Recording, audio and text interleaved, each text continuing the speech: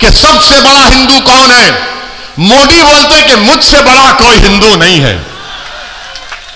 योगी बोलते कि मैं अब मोदी के बाद का प्रधानमंत्री बनने वाला हूं। राहुल बोलते हैं कि देश में सिर्फ हिंदू ही प्रधानमंत्री बन सकता है, उनका स्टेटमेंट है। अखिलेश बोलते हैं कि मैं ही सबसे बड़ा हिंदू हूं। हम इन तमाम से कहना चाह रहे हैं, दोबारा कह रहा हूं, आप लोग मोदी जी, योगी जी, अखिलेश जी, राहुल जी एक कमरे में बैठकर, वैसे तो बैठते जरूर हैं, हमारे हैदराबाद में कहावत है, मैं तेरी पीठ खुजाता हूं, तू मेरी पीठ खुजा, कहते हैं ये। आप बैठकर तय कर लीजिए कि सबसे बड़ा हिंदू कौन है। बीजेपी इस मुल्क में खुलकर हिंदुत्व की पॉलिटिक्स कर रही है, इससे कोई इनकार नहीं किया जा सकता। मगर मैं भारत के मुसलमानों से, हमारे भारत के उन दलित भाइयों से जो अंबेडकर को आज भी अपना आइडियल मानते हैं, हम भारत के हमारे हिंदू भाइयों से जो नेहरू और सुभाष चंद्र बोस की कुर्बानियों को नहीं बोले, मैं उनसे अपील कर रहा हूं कि आपको उठना पड़ेगा, आपको रोकना पड़ेगा।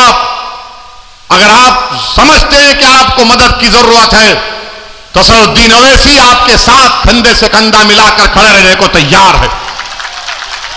मुल्क को बचाना है, मगर मुल्क को बचाने का मतलब यह नहीं है जिंदाबाद, आप जिंदा ही रहेंगे इंशाअल्लाह ताला।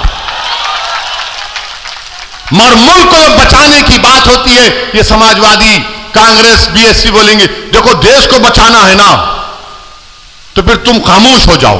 हैं? ये खामोशी कैसी होगी?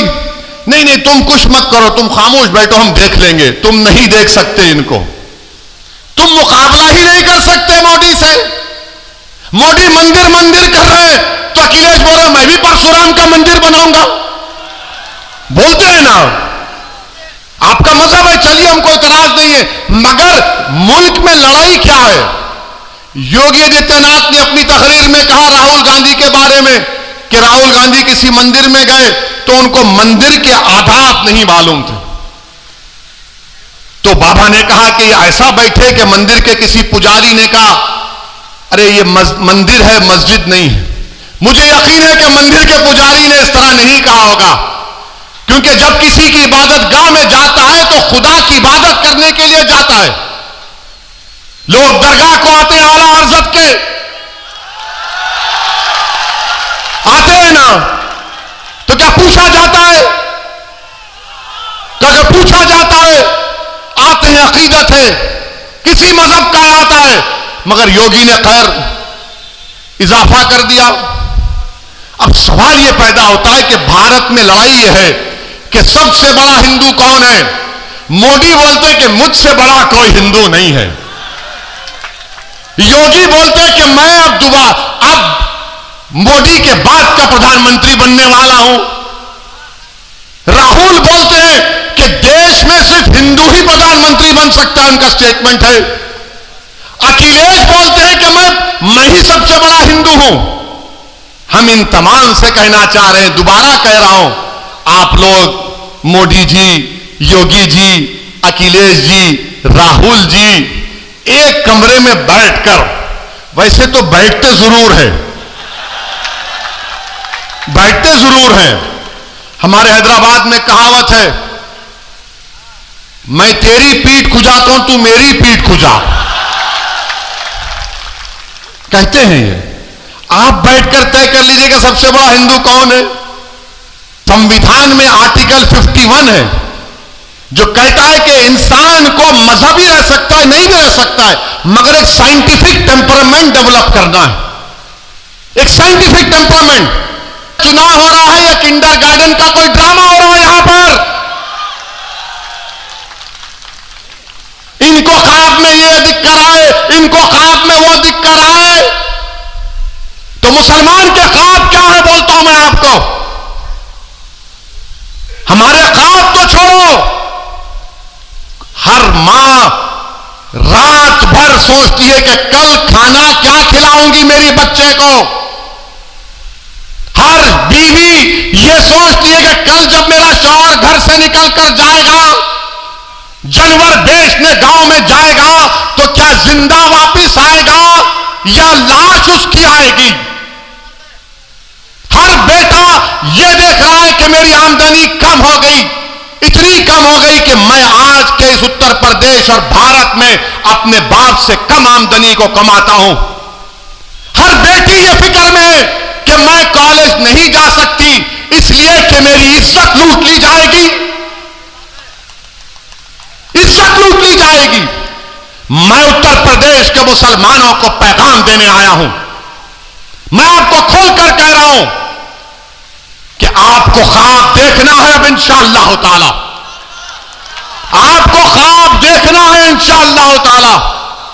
मगर कोई कहेगा ओवैसी, अगर ख्वाब को बयान कर दूंगा तो कहीं समाजवादी और कांग्रेस और बीजेपी मेरे ख्वाबों को चूर तो नहीं कर देगी।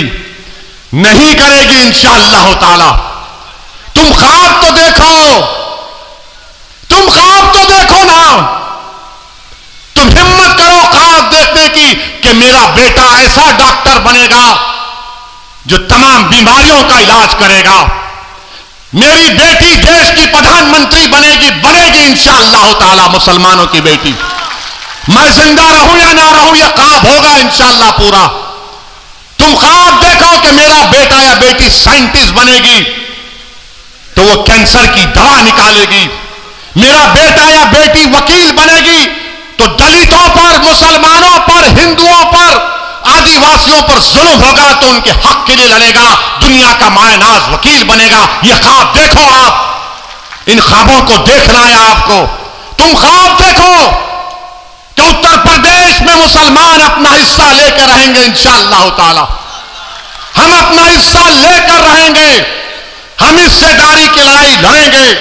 तुम ख्वाब देखो कि उत्तर प्रदेश की विधानसभा में असदुद्दीन ओवैसी से ज्यादा काबिल और नेक ऐसे हमारे 15 एमएलए जाएंगे जो हमारी बात करेंगे, गरीबों की बात करेंगे, ईसाइयों की बात करेंगे, मुसलमानों की बात करेंगे, कमजोरों की बात करेंगे, बेवाओं की बात करेंगे, यतीमों की बात करेंगे, पुलिस के जुल्म का शिकार होने वालों की बात करेंगे।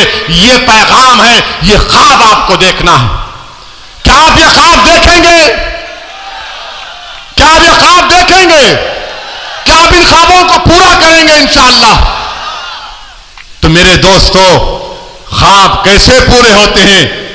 सिर्फ ख्वाब देखकर हाँ अच्छा दिखा नहीं, ख्वाब जब देख लिए तो उसको पूरा करना है, जुस्तजू करना है, मेहनत करना है और अल्लाह से भीख मांगना है रसूलुल्लाह सल्लल्लाहु अलैहि वसल्लम का वसीला देकर।